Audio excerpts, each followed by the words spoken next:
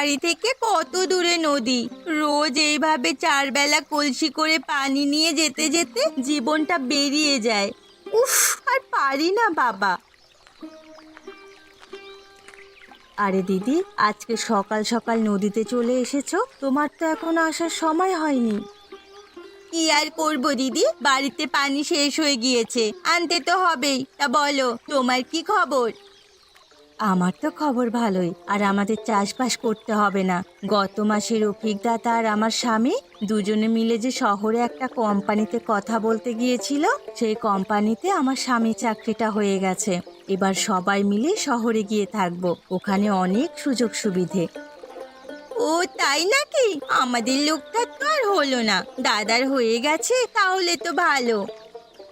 ওখানে কোম্পানি থেকে থাকার জন্য ঘর দেবে, ভালো জলের ব্যবস্থাও আছে, এত ঝামেলা নেই। শুধু বাড়িতে বসে থাকবো আর রান্না বান্না করব, এই আমার কাজ, সুখের সংসার। তোদের সুখের সংসার আমি বের করছি। আমি এদিকে খেটে খেটে মরবো আর তোরা ওদিকে আনন্দে থাকবি, এটা আমি কিছুতেই হতে দেব না। কি হলো দিদি, কি ভাবছো? মনে হচ্ছে গভীর কিছু চিন্তা করছো। আরে না না, কি আর চিন্তা করব, আমার তো পানি নেওয়া হয়ে গেছে।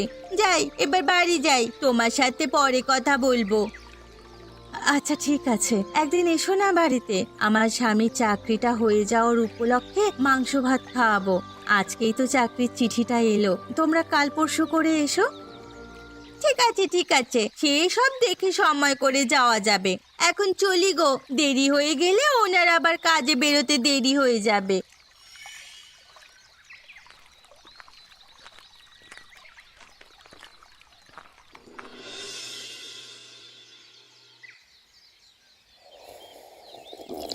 আরে আস্তে খা বাবা, আস্তে খা, গরম চা, জিভ পুড়ে যাবে।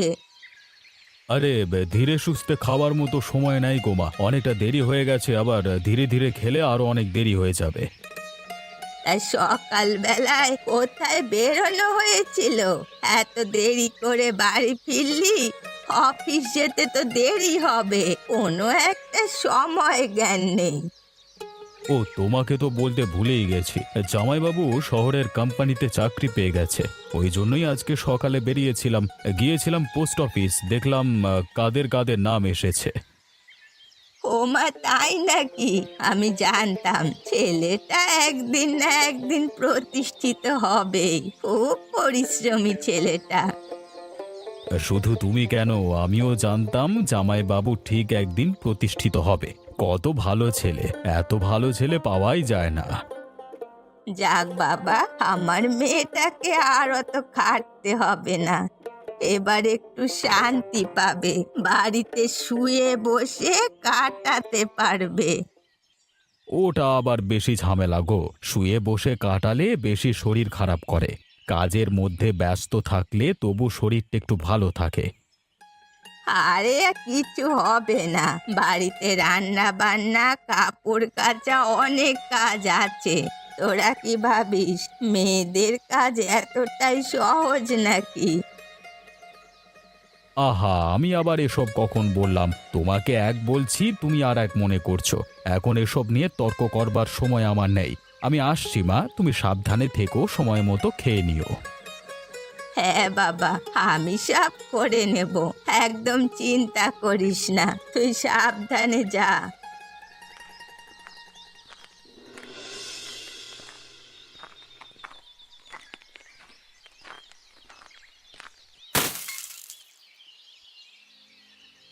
তুমি একটু দেখে চলাফেরা করতে পারো না? সকালে তাড়াতাড়ি ডাকলে তো উঠবে না, আর এখন তাড়াহুড়ো করছো। তোমার জন্য কলসিটা ভেঙে গেল, কত দূর থেকে কষ্ট করে পানি নিয়ে আসছি, আমার কাজের কি কোনো মূল্য নেই নাকি? গিন্নি চটে যাচ্ছ কেন? দেখিনি গো, ভুল হয়ে গেছে আমার। আচ্ছা, তোমার পানি আমি এনে দেবো।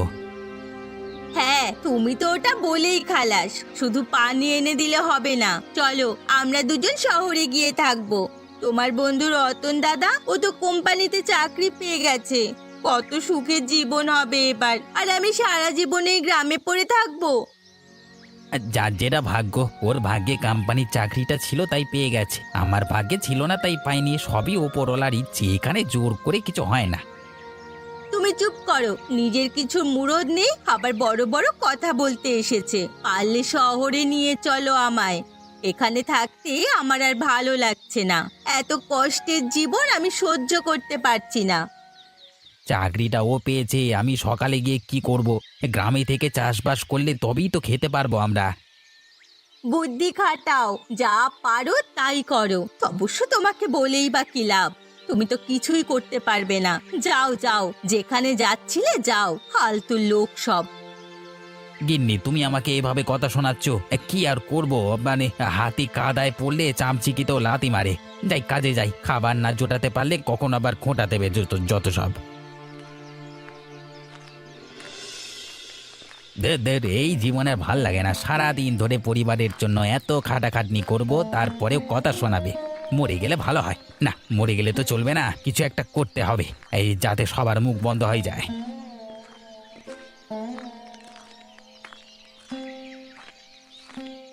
আরে রফিক, এই না মিষ্টি খা। আজকে আমার খুব খুশির দিন, আমি কোম্পানির চাকরিটা পেয়ে গেছি। মিষ্টি খা। না রে, আমি মিষ্টি খেতে পারবো না, ডাক্তার খেতে বারণ করেছে। খেলে নাকি আবার শরীর খারাপ করে যাবে। তোর কাছে রেখে দে। আচ্ছা ঠিক আছে, তুই তাহলে আমার বাড়িতে আসিস, আমি কিছু খাইয়ে দেবো অক্ষণ। এখন আমি গেলাম রে, অনেক কাজকর্ম বাকি আছে। ব্যাগ গোছাতে হবে, শহরের উদ্দেশ্যে বেরোতে হবে কদিনের মধ্যেই। ঠিক আছে রে, আমিও মাটির দিকে যাই, কাজ করতে হবে। হ্যাঁ, ভালোভাবে যাস। আশা করছি পরের বছর তুইও চাকরিটা পেয়ে যাবি। আর যা সাহায্য লাগবে আমাকে বলবে, আমি সব করব। এখন চলি।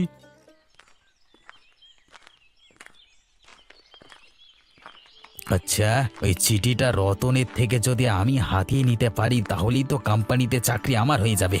সব কাজ তো এই চিঠির। যার হাতে চিঠি থাকবে, কাজ হলো তার। পরিকল্পনা করতে হবে, গভীর পরিকল্পনা। এই তো বুদ্ধি মাথায় এসেছে।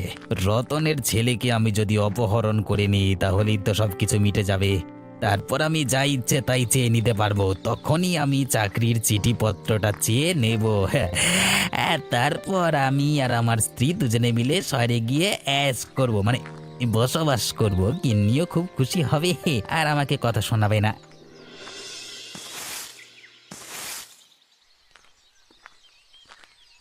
ও, তুমি এসে গেছো? তা হাতে করে ওটা কে নিয়ে এসেছো? কোনো অতিথি আসবে নাকি?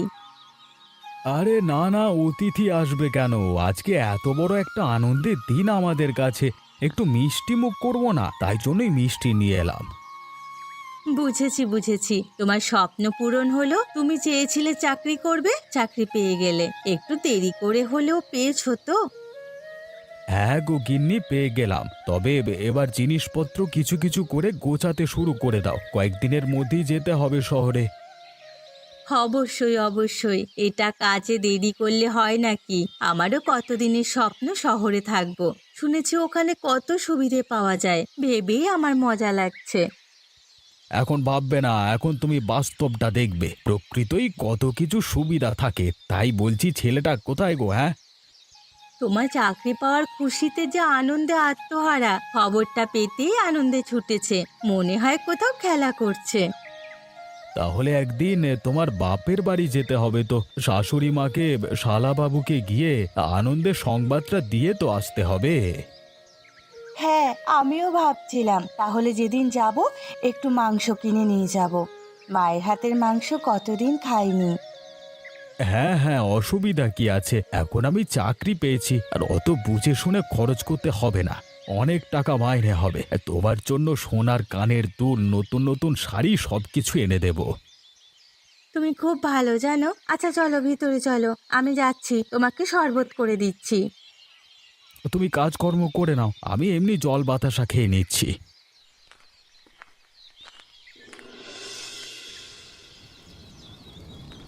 এ বাবা, বৃষ্টি এলো যে, তাড়াতাড়ি বাড়ি ফিরতে হবে। ভিজে গেলে মা আবার বকবে। এমনিতেই সকালে মায়ের কথা শুনে বেরিয়ে এসেছি, আজকে কপালে দুঃখ আছে।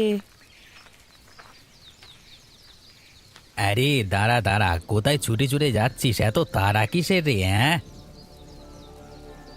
আরে রফিক কাকা, তুমি এখন ছাড়ো গো। এখন দাঁড়ালে আমি ভিজে যাব, মা খুব বকবে। আমি তো ভিজে যাচ্ছি, তুমিও বাড়ি চলে যাও। আরে আমি তো বাড়ি যাবই, তবে তোকে সাথে করে নিয়ে যাবো। হ্যাঁ, তোকে আর বাড়ি ফিরতে হবে না। তোর বাবা আগে আমাকে কোম্পানির প্রবেশপত্রটা দেবে, তারপর তোকে আমি ছাড়বো। এসব কি বলছো? আমার বাবা কষ্ট করে চাকরি পেয়েছে, তোমাকে দেবে কেন? আরে এমনি এমনি করে দেবে না রে, তাই জন্যই তো তোকে অপহরণ করব। এবার তো নিশ্চয়ই দেবে। ছেলের আগে কিছু করতে হবে, একদম লাফালাফি করবি না, চুপচাপ আয় আমার সাথে। ছাড়ো বলছি আমাকে, আমি বাড়ি যাব। তুমি তো আমার বাবার বন্ধু, তাহলে কেন এমন করছো? ছাড়ো ছাড়ো বলছি, বদমাইশ লোক একটা। সে তুই আজকে যতই লাফালাফি করে ফেলিস না কেন, বাড়িতে পৌঁছাতে পারবি না, তোকে যেতে হবে তো আমার সাথেই। কে কোথায় আছো? বাঁচাও! এই বদমাইশ লোকটা আমাকে ধরে নিয়ে চলে গেল। ভেবেছিলাম বাবার খুব ভালো বন্ধু, এখন দেখতে পাচ্ছি খুব বদমাইশ। বাঁচাও আমাকে! এই বৃষ্টির মধ্যে আবার দুপুরবেলা কেউ রাস্তায় থাকবে না রে, তুই চুপ করবি নাকি মার খাবি? চুপচাপ আমার সাথে আয়, বেশি বাড়াবাড়ি করলে কিন্তু তোকে চোর মারবো, এখন ভালো হবে না বলে দিলাম। ছেলেটা কোথায় গেল বলো তো? সে কখন বেরিয়েছে? এতক্ষণে তো বাড়ি চলে আসে। কি জানি গো, বলতে পারছি না। আবার বৃষ্টি পড়ছে, আকাশে বাজও পড়ছে। কোনো বিপদ আপদ হলো না তো? তুমি ভয় পেও না, আমাদের ছেলে যথেষ্ট সাহসী, আমাদের ছেলের কিচ্ছু হবে না। রোহন ঠিক আছে, কিন্তু কোথায় আছে বলো তো, সেটাই তো খুঁজতে হবে।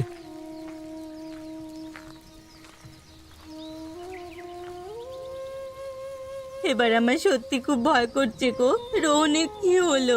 এত আনন্দের একটা দিনে এরকম বিপদের আশঙ্কা পাচ্ছি। উপরওয়ালা আমাদেরকে একটু সুখের মুখ দেখতে দেবে না? আহা গিন্নি, এখন ভেঙে পড়লে হবে না, আমাদের ছেলেটাকে খুঁজতে হবে। কাঁদলে যদি সমস্ত কিছু সমাধান হয়েছে তো তাহলে আমিও বসে বসে কাঁদতাম। কেঁদো না গিন্নি, কেঁদো না। বাবা রোহন, ওই রোহন, কোথায় রে তুই? মনে হচ্ছে এখানে কোথাও নেই, চলো আরেকটু এগিয়ে গিয়ে দেখি। ও যদি গ্রামের শেষ প্রান্তে চলে যায়। গ্রামের ওইদিকে রাস্তাঘাট তো রোহনের জানা নেই, তো রাস্তা ভুল করেছে। চলো চলো আরেকটু এগিয়ে যাই। তাই চলো, ভরসা যখন দিচ্ছ, ভরসা তোমাকে করতেই হবে। গ্রামের শেষ প্রান্তে গিয়ে দেখি। আমি তো আছি, তুমি চিন্তা করো না, আমরা ঠিক আমাদের ছেলেকে খুঁজে পাবো। আবার হতেও পারে বৃষ্টির জন্য কোনো জায়গায় দাঁড়িয়ে আছে, একটানা বৃষ্টি হচ্ছে তো। না না, আমাদের ছেলে ওইরকম কিছু করবে না। আমার মন বলছে ওর কোনো বিপদ হয়েছে। এবার আমার খুব ভয় লাগছে। না গো না, কিছু হয়নি, উল্টো পাল্টা কথা বলো না। তুমি এসো আমার সাথে, কিছু হয়নি ওর। শুধু শুধু ভয় পাচ্ছ তুমি, আমি আছি তো তোমার সাথে, ভয় কিসের?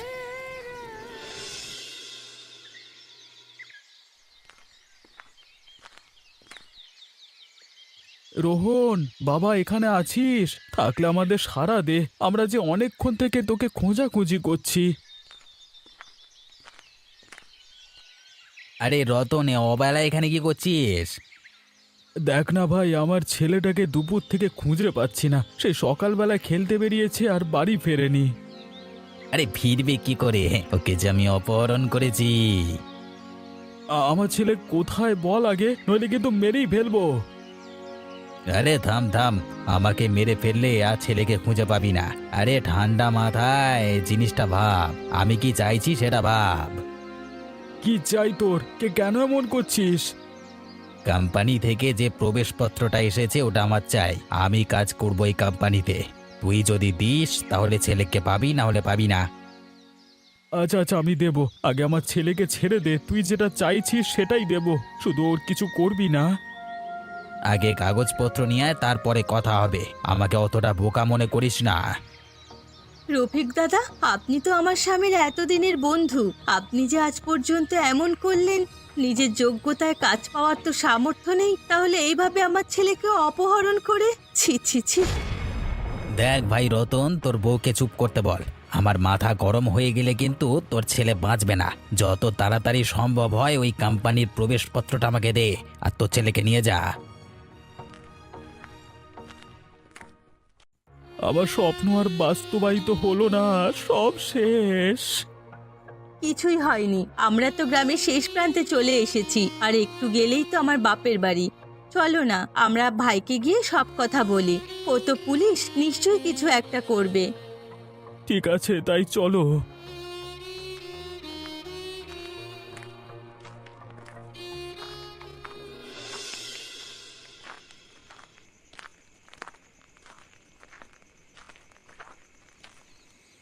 আরে দিদি, কই আসবি তো, আমাকে কিছু জানালি না তোরা। শালাবাবু, আসলে আমরা তোমার কাছে কিছু সাহায্য চাইতে এসেছি। যদি তুমি সাহায্য করতে খুব ভালো হতো। তোমার দিদির মনের অবস্থা একদম ভালো নেই গো। কি হয়েছে জামাইবাবু, আমাকে বলুন, আমি সব রকম ভাবে সাহায্য করব। আসলে আমার এক বন্ধু রফিক তোমার ভাগ্নে অর্থাৎ আমার ছেলে রোহনকে অপহরণ করেছে। আমি কোম্পানিতে চাকরি পেয়েছি, সেই কোম্পানির প্রবেশপত্রটা নেওয়ার জন্য। এবার আমি কি করব বুঝতে পারছি না। ও আচ্ছা, এই ব্যাপার। তা তোমরা দুজন বাড়ির ভেতরে চলো, আমি রফিকের বাড়িতে যাচ্ছি, গিয়ে ভাগ্নেকে উদ্ধার করে নিয়ে আসছি। তোমার শালাবাবু পুলিশ, আর আপনি এরকম ভয় পেলে হবে? শালাবাবু, যা করবে একটু সাবধানে করো ভাই। দেখো এই বদমাইশ আবার ছেলেটার যেন ক্ষতি না করে ফেলে। আরে না না, আমি আছি তো, অত চিন্তা করতে হবে না। তা আমি বলছি, ওদের বাড়িটা কোথায়? ওই আমাদের গ্রামে ঢোকবার মুখেই, একদম প্রথমের বাড়িটা। আমরা খোঁজাখুঁজি করেছিলাম, ঠিক ঠিক তখনই রফিক বের হয়ে এসে আমাকে ওইভাবে হুমকি দিচ্ছে। আমি যদি কোম্পানির প্রবেশপত্রটা ওকে দিয়ে দিই তাহলে কি করবে জানি না। আহা জামাইবাবু, আপনি মন খারাপ করবেন, আমি আছি তো। মা ভেতরে আছেন, আপনি দিদিকে নিয়ে ভেতরে যান। দিদি, তুই আর কাঁদিস না, আমি তো ছেলেকে উদ্ধার করে নিয়ে আসবো। অসংখ্য ধন্যবাদ শালাবাবু, আমাদের সাহায্য করবার জন্য। জামাইবাবু, আপনি আমার সামনে হাত জোর করবেন না, আপনারা তো আমাদের নিজের মানুষ। চলুন, আপনি ভেতরে চলুন, আমি দেখছি ব্যাপারটা। রাত হয়ে গেল, এখনো তো রতন এলো না। ও কি আর আসবে না নাকি? আরে আসবে আসবে, নিশ্চয় আসবে। তুমি ওর ছেলেকে অপহরণ করে নিয়ে এসেছো, না এলে কোথায় যাবে? দেখো মন মেজাজ খারাপ করে বাড়িতে বসে আছে।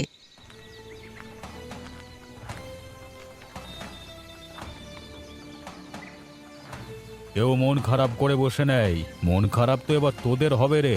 তোদের অপহরণ করবার খুব শখ, তাই না? চল, তোর অপহরণ করা বার করছি। আরে পুলিশ, আমরা কিছু করিনি। আর মিথ্যে কথা বলে লাভ নেই। সামনে বাচ্চাটাকে বেঁধে রেখে দিয়েছিস, আমি দেখতে পাচ্ছি না বোধ নয়। একদম চালাকি করবার চেষ্টা করবি না। চল আমার সাথে, অপহরণ করতে এসেছে।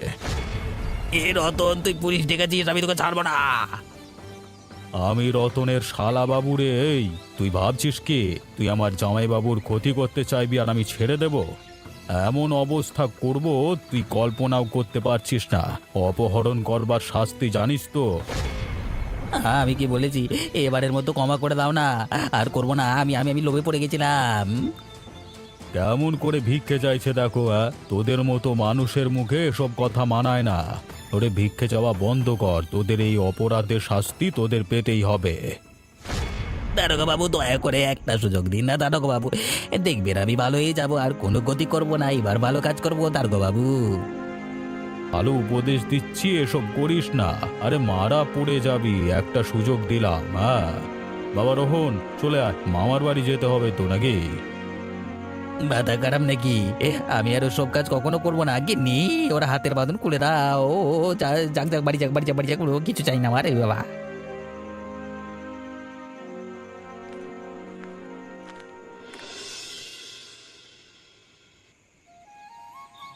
বাবা, সবাই ভালো করে খাও। হঠাৎ করেই তো সব চলে এলে, তাই বেশি কিছু আয়োজন করতে পারিনি।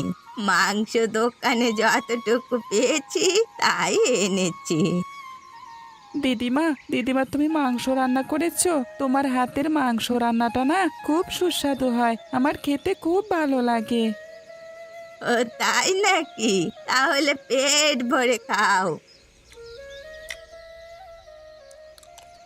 হ্যাঁ হ্যাঁ, খাবোই তো। দিদিমা জানো, মামা সিনেমার নায়কের মতো গেল আর আমাকে বাঁচিয়ে নিয়ে চলে এলো। মামার কত ক্ষমতা! ভাগ্নে, তোর ভালো লেগেছে? হ্যাঁ, এটাই আমার কাজ, শুধু চোরেদের ধরে বেড়াই, বুঝলি? বাবা, খাবার সময় এত কথা বলতে নেই। আমার খুব ভালো হয়েছে বললে তো। তাড়াতাড়ি মাংস ভাতটা খেয়ে নে, তারপরে সবাই মিলে বসে গল্প করব, ঠিক আছে? আচ্ছা, তুমি যেমন বলবে আমি তেমনই করব। এত সুন্দর খাবার খাওয়াচ্ছ আমাকে, কথা কি শুনতেই হবে, তাই না?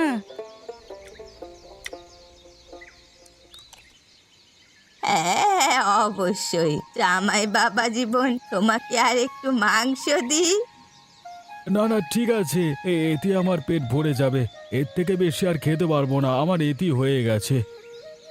জামাইবাবু এটুকু খেলে হয় নাকি? মা, জামাইবাবুকে মাংস দাও, জামাইবাবু লজ্জা করে খাচ্ছে। আরে না না, তেমন কিছু নয়, আমার পেট ভরে গেছে, ক্ষুধা মিটে গেছে, এবার একটু বিশ্রাম করতে চাই, আর খেতে পারবো না। মহেন্দ্র, জামাই বাবা জীবন যখন খেতে পারবে না, অত জোর করিস না। তুমি তাহলে ভিতরে গিয়ে বিশ্রাম করো, কেমন? আর কিছু দরকার হলে আমাদের বলো। নদীর পার একেবারে কানায় কানায় পূর্ণ, কত জল, কত মাছ।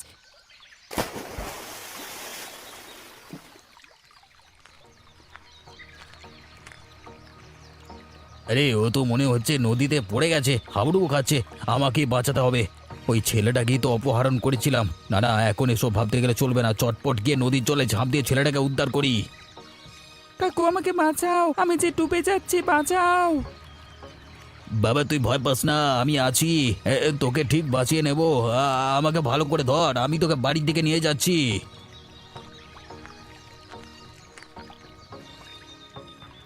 কাকু তোমাকে অসংখ্য ধন্যবাদ।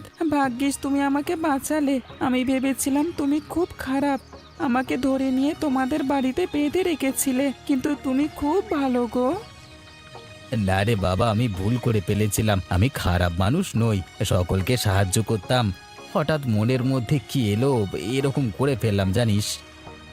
কাকু তুমি আমার সাথে আমার মামার বাড়ি চলো, ওখানে আমার বাবা মা সবাই আছে, সবার তো জানা দরকার তুমি আমাকে বাঁচিয়েছো। কেন যে আমি খারাপ কাজটা করতে গেলাম। যাই যাই, ছেলেটার সাথে যাই, গিয়ে রতনের কাছে ক্ষমা চেয়ে নেব। ছেলেটার মনটা খুবই ভালো, একটা ভালো কাজ করে সত্যি খুব মনে শান্তি পেলাম।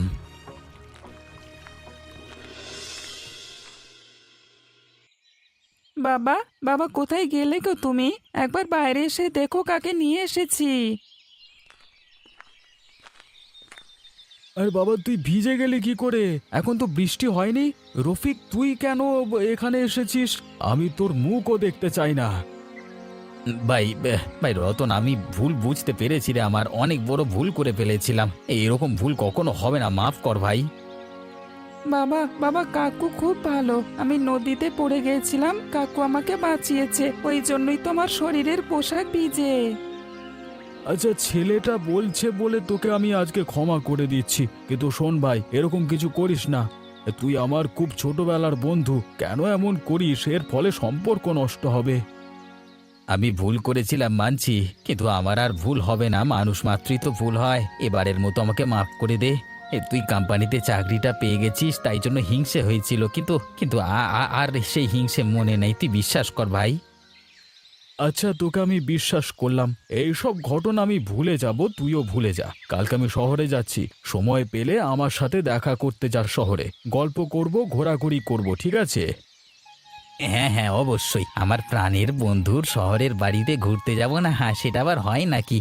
তুই ভালো করে মন দিয়ে চাকরি কর, পরের বছর আমিও কাজটা পাওয়ার চেষ্টা করব।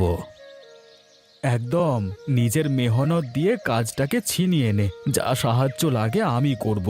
তুই যে আবার সৎ পথে ফিরে এসেছিস, এটাই আমার খুব ভালো লাগলো। চালিয়ে যা। বন্ধুরা, এমনই মজার মজার গল্প দেখতে আমাদের চ্যানেলটি সাবস্ক্রাইব করতে ভুলবেন না।